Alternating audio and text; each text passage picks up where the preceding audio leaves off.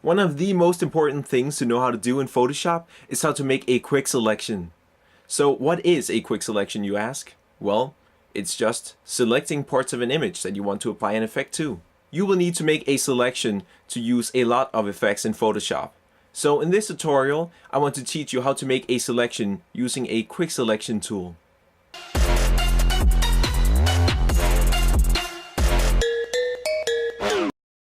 When you open up Photoshop, you want to open up your picture that you want to be editing by clicking on File and then Open.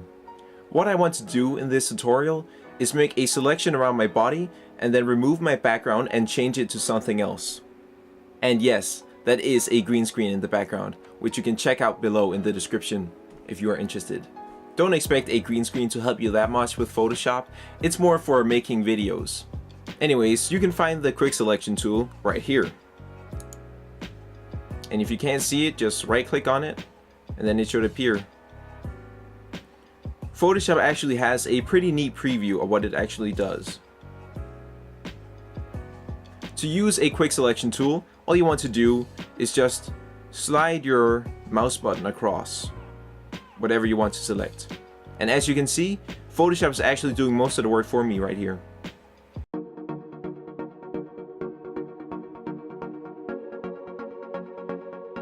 Photoshop will have an easier time making a selection if there's a big contrast between what you're trying to select and the background, which in my case there is because I have a green screen behind me. Alright, so now we've made a quick selection. Now what I want to do is change my background. To do that, I'm just going to click on a layer mask. As you can see, my background disappeared, at least for the most part. There's still some green remains because my selection wasn't perfect. And by the way, these checkered patterns just symbolize emptiness. Like there's basically nothing there. So if you have an image behind this image, you will be able to see it. I think I need to put a bit more work into making my selection. I'm just gonna press Ctrl C to undo my mask. And now to start fine-tuning your image, you want to make sure that you have your quick selection tool selected, and then you want to press Select and Mask. What you can do here is see how your selection holds up. So you can try all these different backgrounds to see how your selection looks. I'll just be using an overlay. You can leave all these checkboxes unchecked. Anyways, once you have a view that you want to use and work with, you can go ahead and start fine-tuning your selection.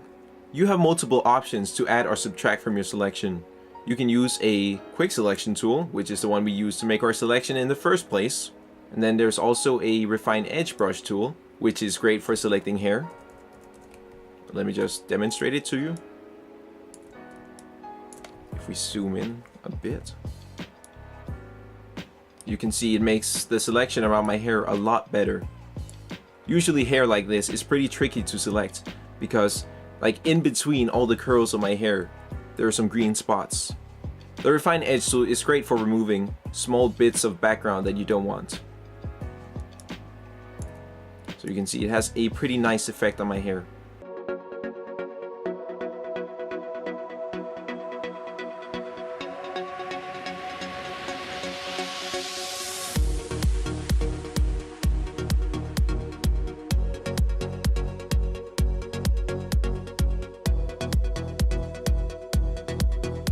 Alright, so that was how to use a refine edge brush tool.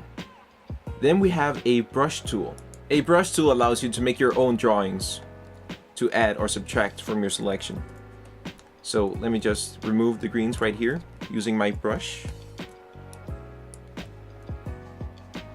You can also increase or decrease the size of it, by the way.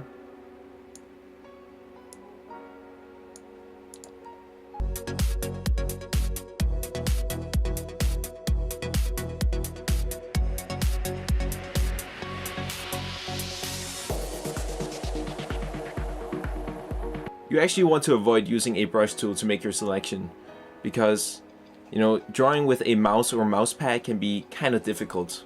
Sometimes you will be forced to use a paintbrush to make the best possible selection. You can also make a selection with a lasso tool or polygonal lasso tool. All they do is just, you draw a shape of some kind, and then whatever's inside of that shape will be selected. Let me just subtract that part.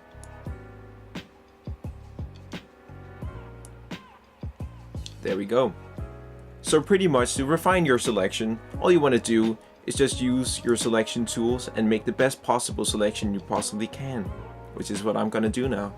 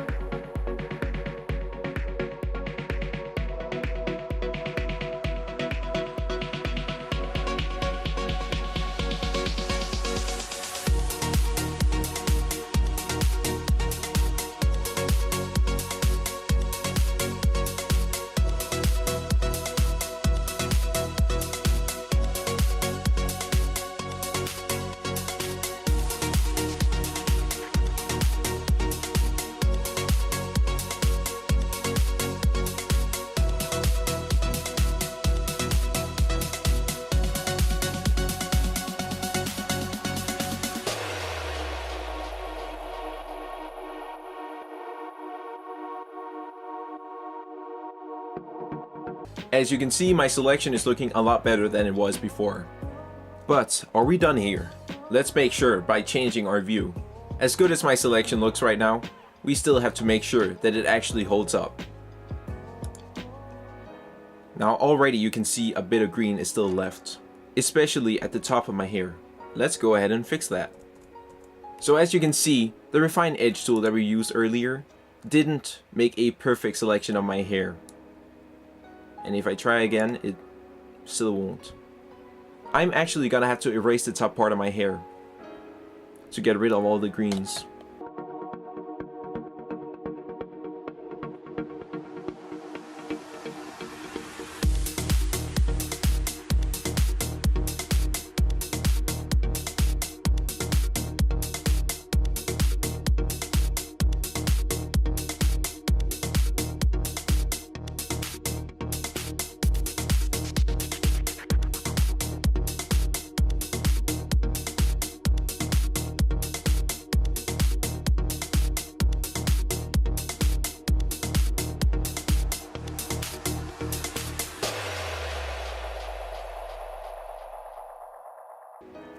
Alright, so now you almost can't see the green in my hair. Let's have a look if there's any greens anywhere else. There's actually a tiny bit of green at the whole edge of my selection. And if we zoom in, you can see that my selection, it's kind of rough. It's not that smooth at all. Luckily, there's a tool to fix both those issues. If you take a look at the global refinements options, you can make your selection edge more smooth.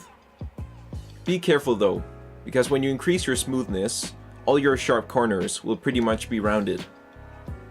But, well, in my case, I'm just gonna increase it quite high. As you can see, my selection is not nearly as rough anymore. But be sure to check out all your corners to see if they're okay. When I use any global refinements, it actually slows my computer down quite a bit. But when I exit this menu and return, it turns back to normal for some reason.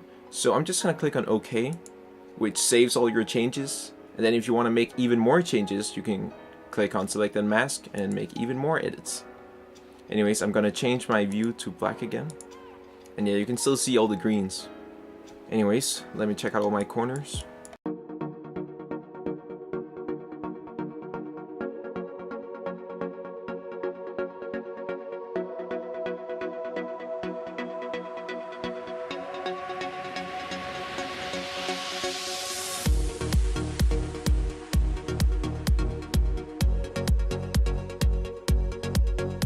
Once you have all your corners in check, we can move on to the next tool.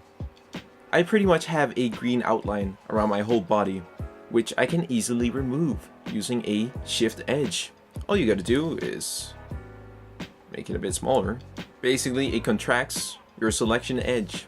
Now, for some reason, all these global refinements take forever for my computer to load. So I'm actually gonna use an old method of shifting an edge. by going to Select, Modify, Contract, and then here you can set how much you want to contract your selection.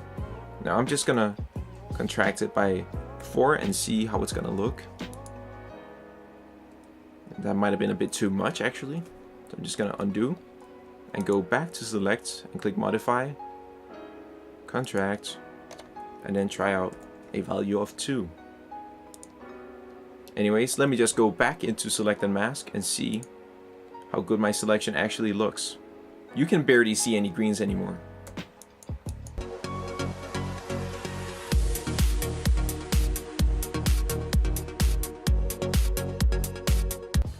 I think I'm done making my selection here, so I'm just gonna click on OK. And now there we have a refined selection. It's by no means perfect because, you know, I had to erase the top part of my hair, which you don't want to be doing. But you know, it looks fine, so I'm not gonna worry about that. Now that you have a selection, you want to make sure to save it because you don't want to lose it, right?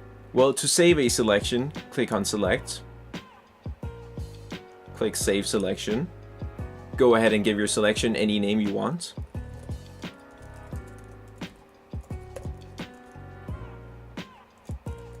And then click OK. So now if you somehow lose your selection, you can get it back. So let me just completely remove my selection by deselecting. So now I lost my selection, except I didn't, because I can just load my selection. So now comes the fun part, because we have a selection. You can pretty much do whatever you want with this selection right here.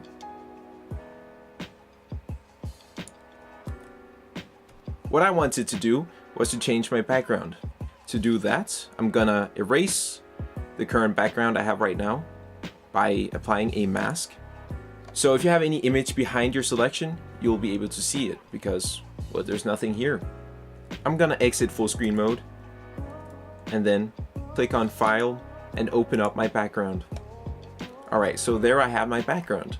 Now what I want to do is paste my selection on top of it. To copy your selection, you're gonna have to make a selection once again by just selecting it like this, using a square selection tool. To copy your selection, just click on Edit, Copy Merged, and then we can just paste it inside of here. You can see my selection is pretty big compared to my background, so I gotta downscale it a bit. You can easily downscale your selection by clicking on Edit, Transform, Scale, and now I need to zoom out a bit. To maintain the aspect ratio of my selection, I'm gonna hold down my left mouse button and hold Shift, and then I'm gonna decrease it in size proportionately. And then you want to release your left mouse button before you release Shift. And now I'm gonna drag it up here and zoom in again. Make it even more small. When you're done, press Enter or just click on this check mark right here. Alright guys, so that was how to make a quick selection and change your background. Now we only have one thing left to do here, which is actually save this project or save it as an image. To save your project, just click on File and then click on Save. Just click OK here. So now we have our Photoshop project saved, so if you want to make any more edits, you can do that. But now let's say you want to upload your picture to social media.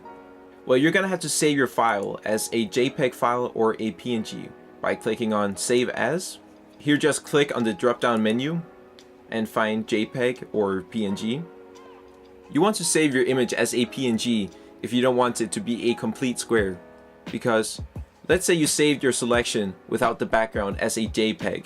As a JPEG file, all the empty spots in your image are gonna become white color. Now I'm just gonna save mine as a JPEG. And now here you can set the quality of your image. I'm just gonna go for maximum.